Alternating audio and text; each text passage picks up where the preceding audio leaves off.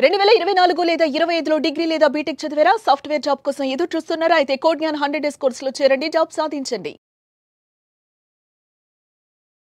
నమస్కారం అనిల్ సింగ్ గారు. నమస్తే శిరీష.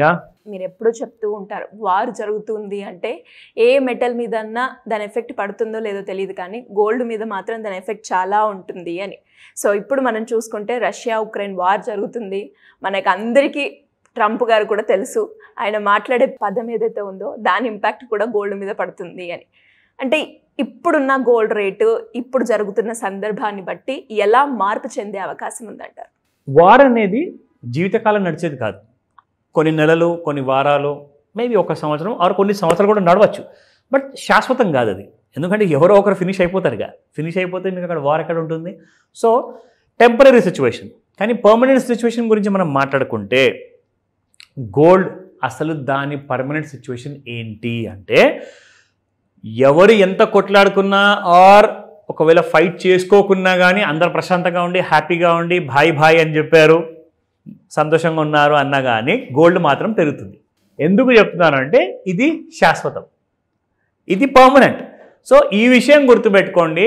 గోల్డ్ ఈ రోజున పడచ్చు, ఒక నెల వరకు పడచ్చు, నెల వరకు అయితే సాధారణంగా పడదు, ఒక వారం పడచ్చు, ఒక సంవత్సరం తర్వాత ఆ సైడ్ వేస్ మూమెంటం తర్వాత మళ్ళీ పెరిగిపోతుంది. కానీ ఇప్పుడు అలాంటి సిచ్యువేషన్ లేదు. ఎందుకు అంటే ఒక 15 to 20 years ముందు విషయం మీరు మాట్లాడితే ఆర్ అదర్వైజ్ 10 years విషయం కూడా మనం ఒకవేళ డిస్కస్ చేస్తే గోల్డ్ కొన్ని నెలల వరకే కాదు, కొన్ని సంవత్సరాల వరకు కూడా ఎక్కడికి వెళ్ళకుండా అక్కడే ఉండేది. అసలు గోడ మీద బలిలాగా.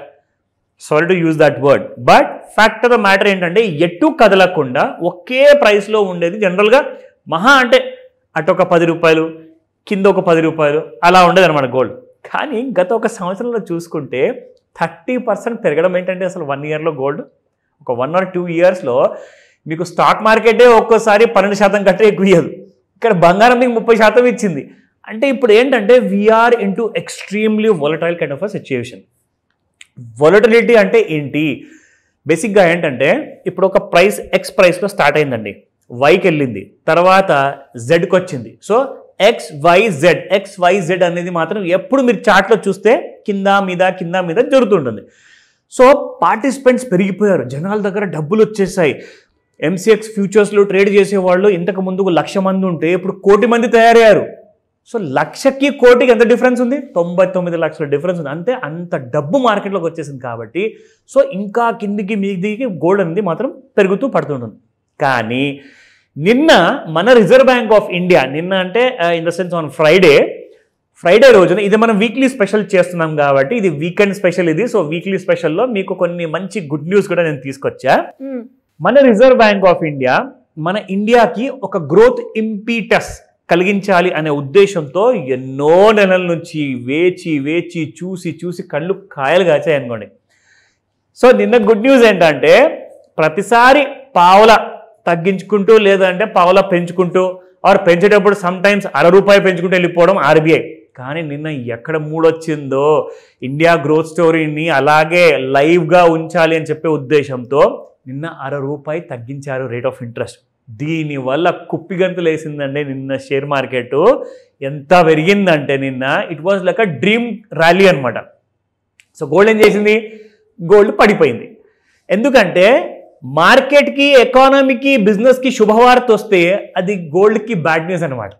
సో గోల్డ్ నిన్న మీరు చూసుకుంటే మొత్తానికి మూమెంట్లో MCX మార్కెట్లో ₹823 పడిపోయి క్లోజ్ అయింది శిరీష నిన్న. ఇది టెంపరీ. సో శాశ్వతం ఏంటి? గోల్డ్ ఎప్పుడు పెరుగుతూనే ఉంటుంది. పడిందనుకోండి అది golden chance to buy gold అని చెప్తా. సో ఈ రోజున ఎలా ఉండబోతుంది గోల్డ్ అంటే, మీకు ఈ రోజైతే వీకెండ్ కాబట్టి మార్కెట్స్ ఓపెన్ లేవు, బట్ ఎలాంటి kind of spot market prices ఉన్నాయి, మీరు ఏ రేట్లో కొనుక్కోవచ్చు బంగారాన్ని ఈ వీకెండ్ అడ్వాంటేజ్ తీసుకొని, అండ్ మండే రోజున ఇంకా ఏం జరగబోతుంది అవన్నీ చెప్తా. So let's start. నిన్న 99.60 ఉండింది, ఇవాళ వీకెండ్ స్పెషల్ కాబట్టి ₹1 డిస్కౌంట్ ఇస్తుంది, 99.59. ఓకే. సో 22 క్యారెట్ గోల్డ్ చూసుకుంటే సేమ్ రేర్ ఫెనామినా వచ్చే ఛాన్స్ ఉందంటారా శిరీష? పైన ₹1 మైనస్, 22 క్యారెట్ గోల్డ్లో కూడా ₹1 మైనస్. సో ఇంకా 18 క్యారెట్ గోల్డ్ చూద్దాం. సో 91.30 నిన్నటి ప్రైస్, ఇవాళ 91.29. సో అలాగే చూసుకుంటే రేర్ ఫెనోమెనా నిజమైంది. నెక్స్ట్ మండే రోజు ఎలా ఉండబోతుంది? సో లెట్స్ ప్రెడిక్ట్ అండి. ఒక్క ఛాన్స్ తీసుకుందాము. మీరేమంటారు? ఎంత పడుతుంది ఆ పెరుగుతుంది బంగారం మండే రోజు చెప్పండి. సార్ ఫాల్ అవుతుందని అనుకుంటున్నాను. ఓకే, ఎంత? 100 రూపాయలా? 100 వరకు. ఓకే, సో నేనైతే అనుకుంటున్నాను కనీసం ఇంకొక 1000 రూపాయలు ఫాల్ ఉంటుందని చెప్పేసి. ఇది జస్ట్ మేము క్యాజువల్ గా మాట్లాడుకుంటున్నాము. ఇది మీ రికమెండేషన్ కాదు, ఇది రికమెండేషన్ కానే కాదు. సో ఇది మీరు ఎడ్యుకేట్ అవుతారండి. See more the knowledge more the power అనమాట. సో పవర్ మీ చేతికి వచ్చింది అనుకోండి, డబ్బులు ఆటోమేటిక్గా వస్తాయి. సో ఫస్ట్ పవర్ తెచ్చుకోండి. Knowledge power is more important. So 7470 నిన్నటి ప్రైస్ ఉంటే 18 క్యారెట్ గోల్డ్, ఇవాళ 7469. So it's an absolute rare phenomena. Monday రోజు వెయిట్ చేసి చూద్దాము. నా let's go to the other field.